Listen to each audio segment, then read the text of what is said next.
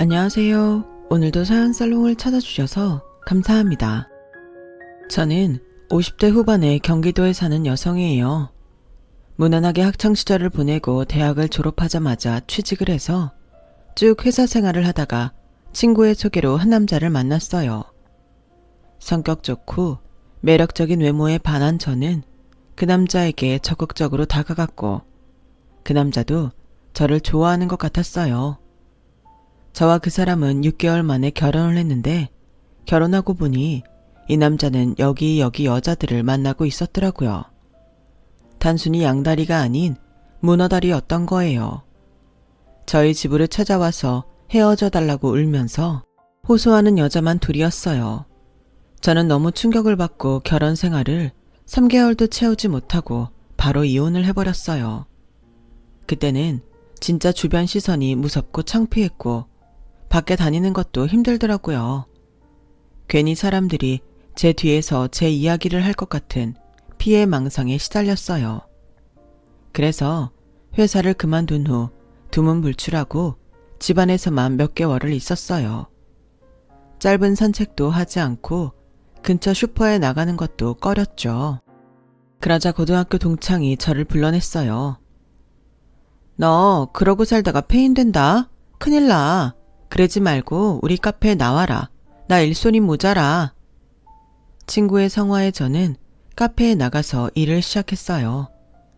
처음에는 거의 얼빠진 사람처럼 서 있다가 주문을 받는 게 다였는데 저를 모르는 사람들을 계속 만나다 보니 다시 자신감이 생기더라고요. 무엇보다 친구 카페가 회사들이 많은 큰 건물 1층에 있어서 일에 바쁘게 몰두해서 사는 직장인들을 만나다 보니 저도 다시 생기 넘치게 살아야겠다는 생각이 들었어요. 내가 신메뉴 좀 만들어 볼까? 아침에 커피랑 간단히 먹을 빵으로. 그거 좋은데? 재영이 너 그런 거 잘하잖아. 라며 친구는 제가 만든 빵을 기대하겠다고 했어요.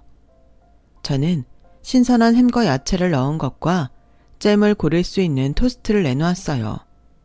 실은 집에서 잘 해먹던 건데 이런 걸 밖에서 가볍게 먹으면 좋겠다고 자주 생각했었거든요.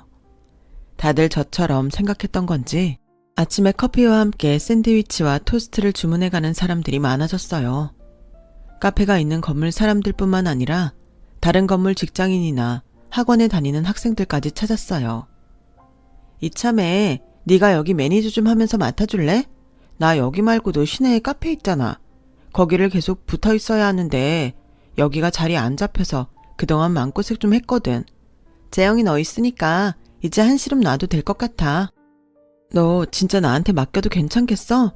나야 해본다면 해볼 수 있는데 다 너무 믿는 거 아니야? 너 전에 회사에서도 식품개발부에 있었고 바리스타 자격증도 있잖아. 라며 선뜻 매니저 직함을 주고는 하루에 한 번만 들러서 체크를 하는 게 다였어요. 저는 친구가 얼마든지 새로운 메뉴를 만들어도 된다기에 간단한 샐러드와 홍차 음료도 추가했어요. 그러자 야근을 하는 사람들도 카페에 와서 샐러드와 빵을 사갔어요. 너무 부담스럽게 먹고 싶지 않을 때 좋다고 하더라고요. 그렇게 많은 사람들이 단골이 되었고 단골 중에 저희 남편이 될 사람이 있었어요. 남편은 항상 시계를 자주 봤고 어쩐지 바빠 보였어요. 음식을 주문하고도 초조하게 밖을 볼 때도 있었고요. 그러다가 포장한 게 나오면 얼른 집어들고 바쁘게 퇴근을 할 때가 많았어요. 어느 날인가 밤 8시 반쯤 되어서 슬슬 카페를 정리하려는데 그 사람이 다급한 걸음으로 들어와서 정말 죄송한데 오늘 팔고 남은 샌드위치 있나요? 샐러드도 혹시 있으면 좋겠는데요. 샐러드는 야채 오늘 분량이 있고 샌드위치야 금방 만들면 되니까 잠시만 기다리시겠어요? 아, 정말 감사합니다. 이렇게 문 닫는 시간에 와서 죄송해요. 괜찮아요. 바쁘신 것 같은데 그럴 수도 있죠. 실은 우리 아들들이 여기 샌드위치를 굉장히 좋아해요. 언젠가 한번 사갔더니 먹어보고는 자꾸 찾더라고요. 기왕이면 야채도 더 같이 먹으면 좋을 것 같아서 샐러드도 사가려고요. 아드님들 간식 챙겨주시는 거였어요? 아, 너무 자상한 아빠네요. 사모님들 좋아하시겠어요. 아, 실은 저 혼자예요. 혼자 두 녀석 키우려다 보니 늘 정신없고 바빠서 잘 해주지도 못해요. 이렇게 좋아하는 거라도 챙겨줘야죠. 저는 그 말에 좀 놀랍기도 하고 감동도 돼서 포장한 걸 건네며 잠시 넋을 잃고 쳐다봤어요. 깔끔한 인상에 일 잘할 것 같은 사람인데 그런 어려움이 있는지는 몰랐거든요. 저는 그 뒤로 그 사람이 와서 아이들 먹을 걸 사갈 때면 더 신경 써서 만들었고 가끔 다음날 아침에 먹을 것까지 함께 준비해서 줬어요. 늘 이렇게 잘 챙겨주셔서 죄송해서 어쩌죠? 덕분에 제가 요새 많이 편해졌어요. 저도 일하면서 저녁이랑 아침 챙기는 게 얼마나 힘든지 아니까요. 이런 말 조심스럽긴 하지만 많이 힘드시겠어요.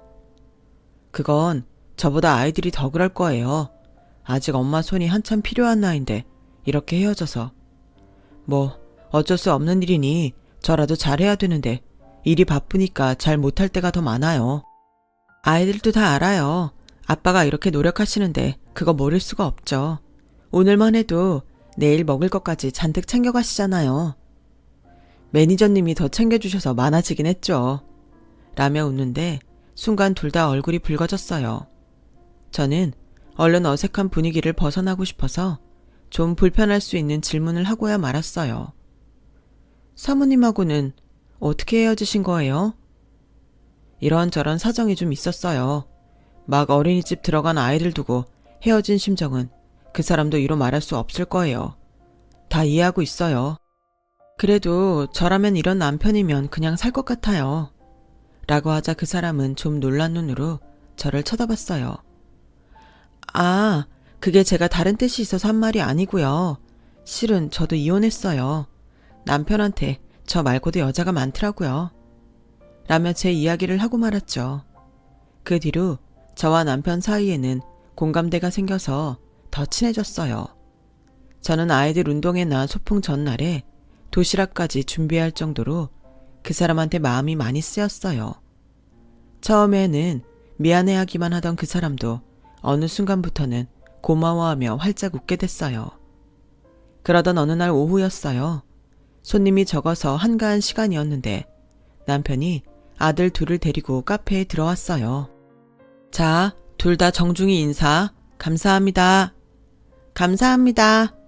라며 아이들은 남편이 시키는 대로 또랑또랑 인사를 하더라고요. 아이들을 좋아하는 저는 금방 그 사람 아들들하고도 친해졌어요. 초등학교 3학년과 1학년인 두 아이는 또래보다 어딘가 의젓해 보였어요. 아무래도 자기들끼리 알아서 챙겨야 하는 게 많아서 그런가 싶어 짠하고 신경이 쓰였어요. 아빠는 직장에 있으니 모든 걸 다 해줄 수 없었을 테니까요. 한 번은 3학년인 큰아이가 아빠 몰래 카페에 왔더라고요. 내일 저희 학부모 참관 수업이 있는데 아줌마가 와주면 안 돼요? 아빠는 너무 바빠서 말도 못했어요. 다른 애들은 다 엄마가 오는데 아빠가 오는 것도 좀 싫고요. 저는 오죽이나 고민이 됐으면 이렇게 아빠 몰래 와서 부탁할까 싶어서 선뜻 그러겠다고 했어요. 그리고 친구한테 카페에 몇 시간 와 있으라고 하고 학교에 갔죠. 수업이 끝난 후 큰아이는 제 손을 잡고 고맙다며 신이 나서 활짝 웃었어요. 아줌마, 나중에 우리 반에도 와야 돼요. 어느새인가 둘째 아이가 와서는 저한테 달려들어서 제 몸을 끌어안고 놔주지를 않더라고요. 학교가 끝나고 두 아이를 양쪽에 거느리고 나오는데 느닷없이 큰아이가 이러는 거였어요. 아줌마, 우리랑 같이 살면 안 돼요? 우리 엄마 해줘요. 맞아요. 아줌마가 우리 엄마였으면 좋겠어요. 아, 근데 이거는 아빠하고 이야기를 해봐야 돼서. 아빠가 아줌마 되게 좋아해요. 그치, 형? 맞아요. 우리는 아빠가 좋아하는 사람 보면 어떤지 알거든요. 라는데 저도 모르게 가슴이 막 두근거리기 시작했어요. 나중에서야 제가 학부모 참관 수업을 간 걸 알게 된 남편은 너무 미안해서 어쩔 줄 몰라 했어요. 너무 폐를 끼쳤네요. 이걸 어쩌죠? 제가 아이들한테 따끔하게 이야기 잘했습니다. 앞으로 이런 일 없을 거예요. 왜 그러셨어요? 저는 제가 좋아서 간 거예요. 남편은 놀라서 고개를 들고 저를 쳐다봤어요. 아무리 아이가 부탁했다고 해도 제가 가고 싶은 마음 없으면 가겠어요? 저는 민우도 정우도 다 너무 예쁘고 좋아요. 그러니까 아이들한테 뭐라고 하지 마세요. 저는 그 사람이 저한테 선을 긋는 것 같아 섭섭했어요. 남편은 잠시 머뭇거리더니 저기 주말에 시간 되세요? 저하고 영화 보고 밥 같이 먹을래요? 답례할게요. 라는데 저도 모르게 웃음을 지었어요. 그렇게 남편과 저는 사귀게 되었고 종종 남편 집에 가서 아이들도 챙기고 같이 놀아주고 숙제를 봐주기도 했어요. 해가 바뀌어도 저나 남편이나 둘 다 마음의 변함이 없는 건 알겠더라고요. 그런데 남편은 저한테 결혼하자는 말을 안 하더라고요. 정호 씨, 나하고는 계속 이렇게 지낼 거야? 아이들도 같이 살기를 바라는데 라며 제가 어렵게 이야기를 꺼냈어요. 나도 그러고 싶은데 우리 가족들이 너무 극성이다 못해 좀 선을 많이 넘는 편이야. 애들 친엄마도 우리 집 사람들 못 견디고 나간 거야. 아마 연락을 끊은 것도 그 사람들과 다시 엮일까봐 그러는 걸 거고.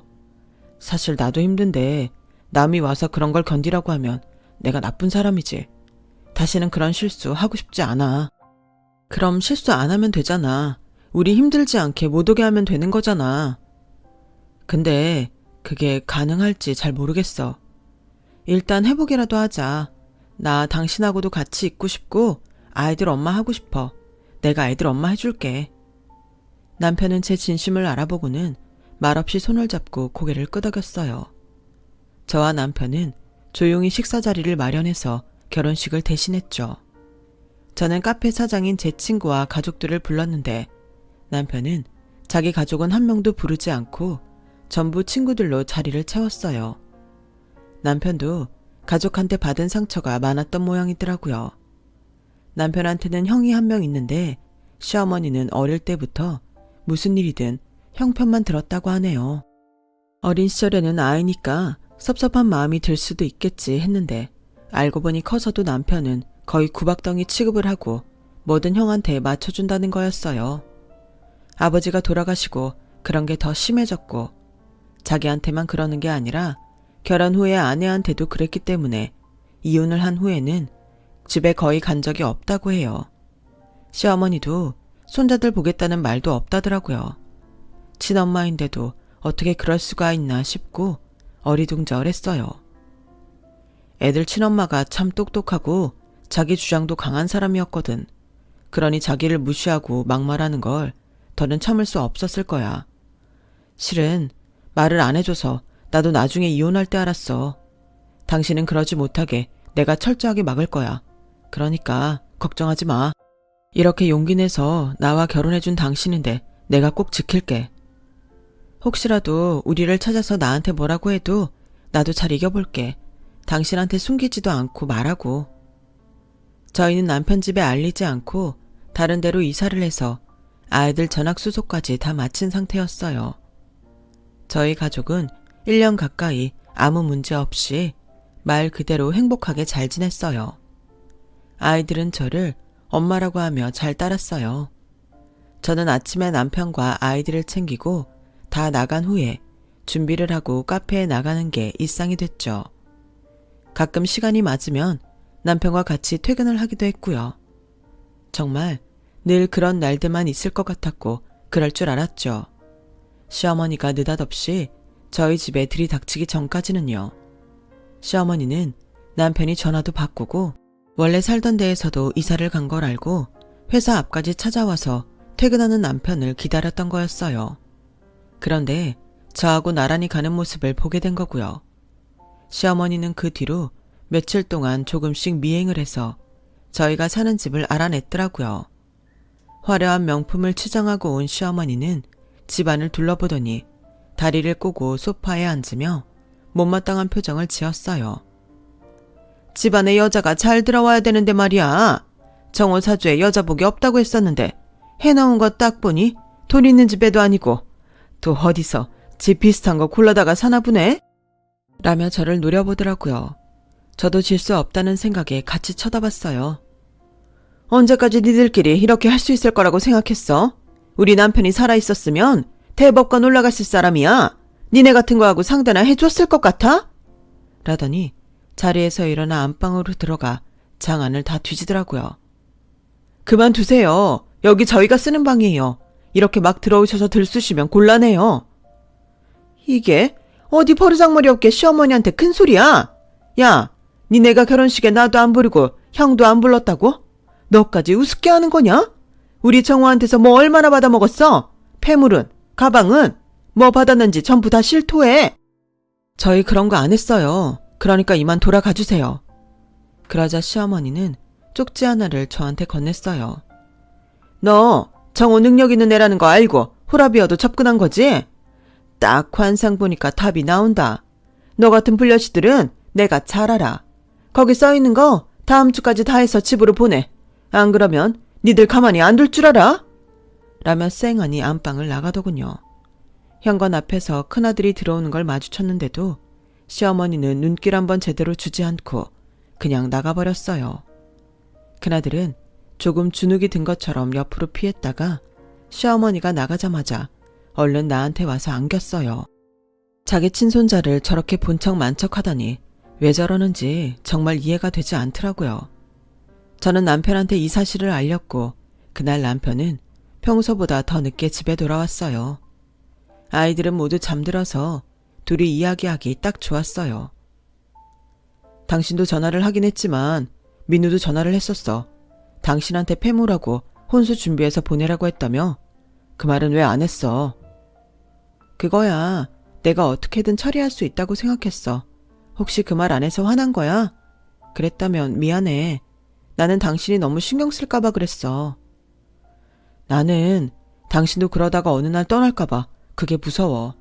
앞으로는 정말 하나도 빼먹지 말고 다 이야기해야 돼. 남편은 시댁에 가서 시어머니한테 다시는 뭘 요구하지 말라고 단단히 못을 받고 왔다고 해요. 남편 말을 들어보니 시어머니는 큰아들 사업 자금을 메꿔야 돼서 돈을 받으려고 남편을 찾은 거였더라고요. 나 어릴 때 엄마가 죽을 병 걸렸다고 큰 무당한테 가서 구술했는데 그러고 싹 나았대. 그 무당이 큰아들밖에 엄마가 의지하고 살 사람 없다고 나는 엄마를 잡아먹는다고 했다나 봐. 그때부터 엄마 태도가 저렇게 싹 변해서 나한테 저러는 거야. 말도 안 돼. 세상에 어떤 엄마가 무당 말을 듣고 자식한테 그래? 아니, 어떻게 이럴 수가 있어. 당신을 찾은 것도 궁금해서가 아니고 형한테 돈이 필요해서라니. 진짜 너무한다. 제가 막 흥분을 했더니 남편은 제 손을 잡고 진정시켰어요. 나 정말 괜찮아. 당신처럼 좋은 사람이 옆에 있는데 이제 집에서 뭐라고 해도 신경 안 써. 우리만 잘 살면 돼. 라며 남편은 바로 다음 날 이사갈 집을 알아봤어요. 그리고 집이 팔리자마자 서울에서 좀 떨어진 곳으로 이사를 갔고 아이들은 또 전학을 가야 했죠. 아이들은 전혀 불만이 없었고 오히려 우리가 걱정할까봐 이사 온 데가 더 좋다며 밝은 모습을 보여줬어요. 정말 제가 다 미안할 지경이었어요. 집을 찾아오지 못하자 이제 시어머니는 남편 회사와 저희 카페로 찾아오기 시작했어요. 한 번은 카페에 들어오자마자 소리를 고래고래 지르더군요. 여기요. 이 꽃뱀념 때문에 내가 아들하고 만나지도 못하고 살아요. 저 년이 내 아들 피 같은 돈 다 빼돌려서 지엠이랑 형은 밥도 못 먹고 사는데. 어머니, 그런 말씀은 이런 명품 옷이랑 가방이 없어야 설득력이 있죠. 이렇게 잘 차리고 곱게 화장하고 그런 말씀하시면 누가 믿겠어요? 야, 어따 대고 어머니야. 누가 네 어머니야? 혼수 하나 안 해온 년이 뭐가 잘났다고 어머니래? 라며 제 뺨을 때렸고 그 이야기를 들은 남편이 내려와서 경찰을 불러 시어머니를 끌어냈어요. 야, 너 진짜 이럴 거야? 여자한테 미쳐서 부모 형제 다 버릴 거냐고? 라며 시어머니는 경찰한테 끌려가면서도 억지를 부렸어요.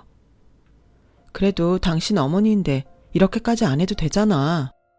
아니야. 지금 여지를 주면 또 밀고 들어와서 말도 안 되는 소리하고 사람 괴롭힌다고. 오늘도 봐. 끝까지 저러는 거. 다시는 나 거기에 안 넘어갈 거야. 당신도 그런 줄 알아. 라는데 남편이 아주 단단히 결심한 것 같았어요. 시어머니는 그 난리를 피우고도 회사 근처에 또 찾아왔지만 남편이 그럴 때마다 경찰을 부르며 철통 방어를 치자 오고 싶어도 오지 못하게 됐어요. 저희는 더 이상 이사를 가지 않아도 됐고 회사에서도 아무 일 없이 잘 지냈죠. 저는 아이들이 고등학교에 들어가면서부터 카페를 그만두고 집에서 뒷바라지하는 데에만 신경을 썼어요. 다행히 아이 둘 다 공부를 잘하는 편이었고 특히 큰아이는 성적이 아주 좋았어요. 고3 때까지 계속 성적을 잘 유지하더니 좋은 대학에 들어갔죠. 둘째도 공부를 곧잘 해서 형이랑 같은 대학을 목표로 했고요. 그 즈음부터 남편의 건강이 나빠지기 시작했어요. 안 그래도 신경이 쓰여서 병원에 좀 가라고 해도 괜찮다며 안 갔는데 검진 결과가 좋지 않다고 대학병원에 가보라는 이야기를 들었다는 거였어요. 저는 괜찮다는 남편을 억지로 끌고 대학병원에 가서 정밀검사를 받게 했어요. 그랬더니 남편이 간암 3기라는 거였어요. 정말 눈앞이 캄캄하다는 말이 뭔지 실감이 나더군요. 지금이 가장 행복한 때라고 생각했는데 아이들도 잘 자랐고 이제 둘째 아이의 합격 발표만 기다리면 되는데 저는 검사 결과를 듣는 남편 앞에서 울지 않고 씩씩해 보이려고 얼마나 노력했는지 몰라요. 여보, 나 괜찮을 거야. 그러니까 너무 걱정하지 마. 라며 남편은 제 등을 쓰다듬었지만 남편은 쓰러졌고 중환자실에서 혼수 상태에 빠지고 말았어요. 둘째 아이의 합격 소식은 바로 그때 들었어요. 여보, 정우 대학 합격했대. 당신이 얼른 일어나서 잘했다고 축하한다고 안아주고 맛있는 것도 사줘야지. 정우 좋아하는 거 사준다고 했다며. 라며 남편에게 말을 걸어보았지만 아무 소용 없었어요. 남편은 그렇게 혼수 상태에 빠지고 5일 후에 세상을 떠나고 말았어요. 남편의 영정사진을 앞에 두고 앉아있으려니 모든 게 허망하게 느껴졌어요. 내가 조금 더 일찍 알아차렸으면 좋았을걸. 조금 더 빨리 병원에 가자고 재촉할걸. 별별 후회가 다 들었고 눈물도 말라서 나오지 않았어요. 아이들이 제 옆에서 손을 꼭 잡고 있었기에 쓰러지지 않을 수 있었어요. 그러다 발인 전날 시어머니와 아주버님이 빈소에 왔어요. 아들이 죽어서 마지막을 보러 오는데도 시어머니는 명품을 두르고 화장을 곱게 했더군요. 처음 보는 아주버님은 멀뚱멀뚱 저를 보기만 했고요. 둘 다 왜 그렇게 얄미워 보이던지 눈길도 주기 싫은데 대뜸 아주버님이 부의금 받는 자리에 서서 봉투를 받더라고요. 원래 그 자리에 있던 아들 친구는 머쓱하게 물러났어요.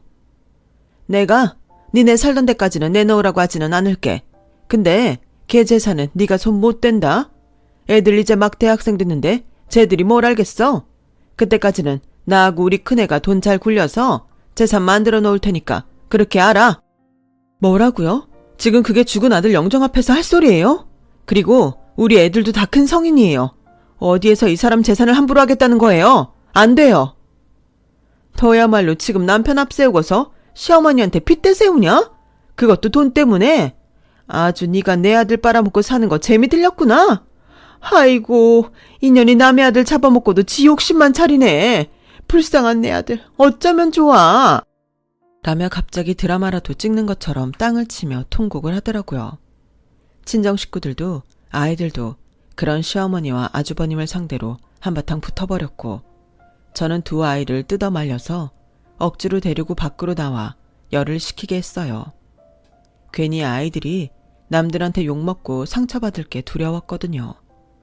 안 그래도 몸도 마음도 힘든데 시어머니와 아주버님까지 와서 들쑤시는 통에 저는 천근만근히 몸을 이끌고 겨우 장례를 치러야 했어요. 정말 너무 힘들어서 그때 일은 아무것도 생각이 나질 않네요. 집에 와서 잠깐 눈을 붙였는데 밖에서 큰 소리가 났어요. 할머니, 지금 엄마 많이 아프다고요. 하는 둘째 목소리에 밖에 나왔더니 시어머니가 거실 한가운데를 차지하고 있더라고요. 하던 이야기를 마저 해야 되니까 왔는데 니네 애들은 어떻게 교육을 시켰길래 할머니를 보고 싸우려고 대드니? 이야기하시는 건 좋은데 아이들 보고 뭐라고 하지는 마세요. 무슨 이야기가 더 남으셨는데요? 막말로 네가 본처도 아니고 애들 친엄마도 아닌데 정호 죽은 마당에 이 집에 무슨 명분으로 계속 눌러있겠다는 거냐? 네가 정청호 재산을 내놓지 않겠다면 나도 다 생각이 있어. 법적으로도 제가 그 사람 아내인데 뭘 어쩌시겠다는 건데요? 그래? 어디 네가 이기나 내가 이기나 한번 해볼까? 일단 이 집에 들러붙은 악한 것들부터 쫓아내게 내일 당장 굿부터 해야겠다. 진짜 이게 뭐예요? 할머니가 왜 우리 집에서 구슬해요? 멀쩡한 남의 집이 뭐가 악한 게 있다는 거예요? 할머니, 우리한테 이럴 자격 없어요. 그러니까 나가요. 라며 둘째가 소리를 질렀어요. 집안 꼬라지 아주 잘 돌아가네. 이게 네가 시켰다는 교육이냐? 지 할머니한테 저러고 빡빡 소리나 지르게 만들고? 넌 이 집에 아무런 도움이 되지 않았어. 애들만 봐도 딱 보여. 정우는 여자복이 없다는 말이 딱 맞아. 그렇게 말을 안 듣더니 결국 기 다 빨리고 지 먼저 가고 이게 다 지애미랑 형 나 몰라라고 살아서 이렇게 된 거야. 그만하세요. 그 사람까지 이렇게 말해야겠어요. 욕을 하려거든 저만 하세요. 저도 너무 열이 받아서 없는 기운을 짜내서 소리를 지르고 말았어요. 저는 다 알겠으니 일단 오늘은 돌아가라고 했고 그제야 시어머니는 똑바로 하라는 말을 남기고 돌아갔어요. 너무 힘이 들어 방 한가운데 앉아서 고개를 숙이고 있자니 남편 생각만 나더라고요. 눈물만 흐르는데 아이들 생각해서 크게 울 수도 없고 그저 입술을 깨물며 참는데 큰아들이 저를 보자고 하더라고요. 엄마한테 너무 미안한데 나 사실 친엄마 만났어. 나 대학 갔다고 축하한다고 선물 사주고 밥 사준 게 다야. 그리고 엄마한테 굉장히 고마워했어. 엄마가 못한 거 대신 해주셨다고. 미안해서 우리는 많이 못 만난대. 그런데 혹시라도 도움이 필요하면 꼭 찾아달라면서 이걸 줬어. 큰아들은 명함 한 장을 내밀었어요. 거기에는 아이들 친엄마 이름과 대형 법무법인 이름이 찍혀 있었어요. 아이들 친엄마는 변호사였어요. 저는 다음날 바로 아이들 친엄마를 만나러 갔어요. 직원에게 제 이름을 말하자 사무실에서 바로 나와서 저에게 90도로 고개를 숙이며 공손하게 인사를 하더군요. 제가 했어야 할 일을 대신하셨다고 생각하면 정말 몸둘 바를 모르겠어요. 분명히 살다 보면 제 힘이 필요할 때가 있을 거라고 생각했어요. 시댁이 그런 집이니까요. 그 사람도 희생양이었고요. 제 생각보다 더 일찍 뵙게 된 것 같네요. 라며 차분히 말하는데 의뢰인이라면 신뢰가 갈 만한 사람이더라고요. 저는 시어머니가 아주버님이랑 와서 했던 말들을 이야기했어요. 그렇게 시간이 흘렀는데도 그 사람들은 변한 게 없네요. 어쩌면 더 악독해진 것 같기도 하고요. 민우 정우 어머니 힘들겠지만 정신 똑바로 차리셔야 돼요. 말도 안 되는 소리 하면서 쳐들어오니 그냥 다 줘버리자 싶은 마음도 드실 거예요. 저도 그랬으니까요. 절대 안 돼요. 애들 결혼도 해야 되고 그 다음 노후는 어떡하실 건데요. 마음 약해지면 안 돼요. 라며 제 손을 꼭 잡아줬어요. 저도 알겠다고 하고 마음을 다잡았죠. 그리고 시어머니가 무당을 불러들인 날이 됐어요. 네가 정우한테 달라붙어서 먹은 거 다 토해내고 나가. 부모 형제도 부르지 않고 한 결혼이 무슨 결혼이라고? 라며 무당이랑 양쪽에서 제 머리를 때리고 패악질을 부리는데 경찰들이 집에 들이닥쳤어요. 여기 신고받고 왔습니다. 거기 두 분 저희랑 좀 가주시죠. 신고는 무슨? 여기 내 아들 집이고 선녀님은 내가 불렀어. 야, 네가 어느 틈에 신고까지 했어? 에라 이 은큼한 것? 아니요, 제가 했어요. 제가 법적 대리인이거든요.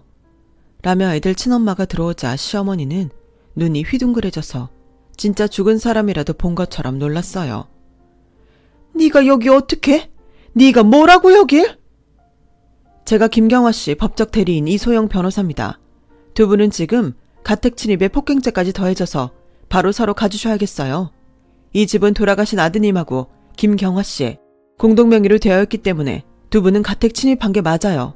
김경화 씨가 원하지 않은데 들어오셨잖아요. 맞죠, 김경화 씨? 네, 맞아요. 혹시 애들한테 해코지라도 할까봐 어쩔 수 없이 들어오게 한 거지. 저 두 사람 여기 1초라도 있는 거 못 견디겠어요. 그리고 폭행이 있었죠? 네, 저기 제 카메라로 찍어놨어요. 저는 숨겨두던 카메라를 꺼내서 경찰들에게 보여줬고 경찰들은 시어머니와 무당을 끌고 집에서 나갔어요. 야, 니들이 감히 뒤에서 짜고 나를 이렇게 만들어? 언제부터야? 니들 언제부터 편먹고 지낸 거야? 야, 이거 안 놔? 니네들이야말로 깜빵 쳐넣을 거야? 얼른 이거 안 놔! 시어머니는 목이 터져라 악을 쓰며 끌려나갔어요. 지금부터는 제게 맡기세요. 다시는 헛소리 못하게 할 테니까요. 아이들 친엄마는 바로 소송을 하겠다고 했고 시어머니와 아주버님을 상대로 접근 금지 신청까지 했어요. 처음에는 욕을 하며 억지를 쓰던 시어머니는 우리 쪽에서 정신적 피해 보상까지 요구한다고 하자 그제야 변호사를 선임했어요.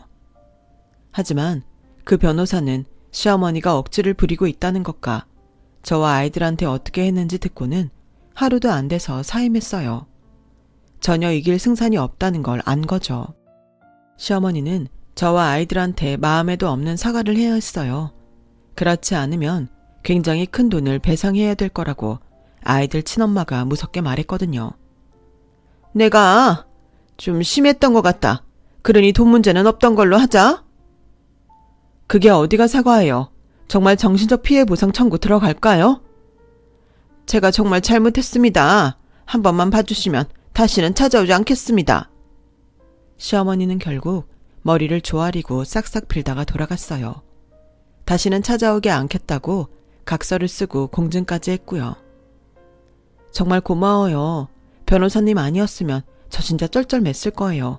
이걸 다 어떻게 갚죠? 무슨 말씀을요? 제가 그나마 조금 갚은 거죠. 우리 아이들 이렇게 멋지고 건강히 잘 키워주셔서 감사해요. 그러니 앞으로도 두 아이 부탁드릴게요. 라며 눈시울을 붉히는데 저도 눈물이 나서 그만 붙잡고 엉엉 울었어요. 이렇게 모든 일이 일단락 되나 싶었는데 시어머니는 미련을 못 버리고 애들 학교 앞까지 찾아가서 소란을 피웠다고 해요. 니들 엄마 보통 내기 아니다. 니네가 지금까지 다 속은 거야. 이제 두고 봐라. 니들 아빠 재산 다 들고 튈 거니까 그 전에 할머니한테 맡기라고. 핏줄 만한 게 어디 있어? 결국 아들은 그 자리에서 친엄마한테 연락을 했고 시어머니는 애들 친엄마를 보자마자 꽁지가 빠져라 도망을 갔다고 해요. 정말 코미디도 그런 코미디가 없었다는군요. 저희 집은 그 후로 애들 친엄마의 도움으로 시어머니한테 벗어나서 다시 평화를 찾게 됐어요. 아무리 접근 금지 명령이 떨어졌다고 해도 그 성격에 다시 찾아오지 싶어서 남편과의 추억이 묻어있는 집을 팔고 다른 곳으로 이사를 했네요. 그렇게 시댁과는 완전히 인연을 끊었고 아이들과 잘 살고 있어요. 아이들은 벌써 군대도 다녀오고 졸업도 해서 직장 생활을 잘하고 있고요. 저는 가끔씩 아이들 친엄마와 만나서 차 마시며 옛날 이야기를 한답니다. 아이들하고 같이 만나서 밥을 먹기도 하고요. 같이 나이 들어가는 친구가 생겨서 마음이 든든하더라고요. 이것도 다 남편이 남기고 간 선물 같아서 늘 감사하며 살고 있어요. 제 이야기는 여기까지예요. 제 얘기 들어주신 분들 모두 건강하시고요. 늘 행복하고 좋은 날만 있으시길 빌게요. 감사합니다. 여러분, 사연 댓글에 응원과 현명한 조언 부탁드려요. 좋아요와 구독은 저에게 큰 힘이 됩니다. 오늘도 좋은 일 가득하세요.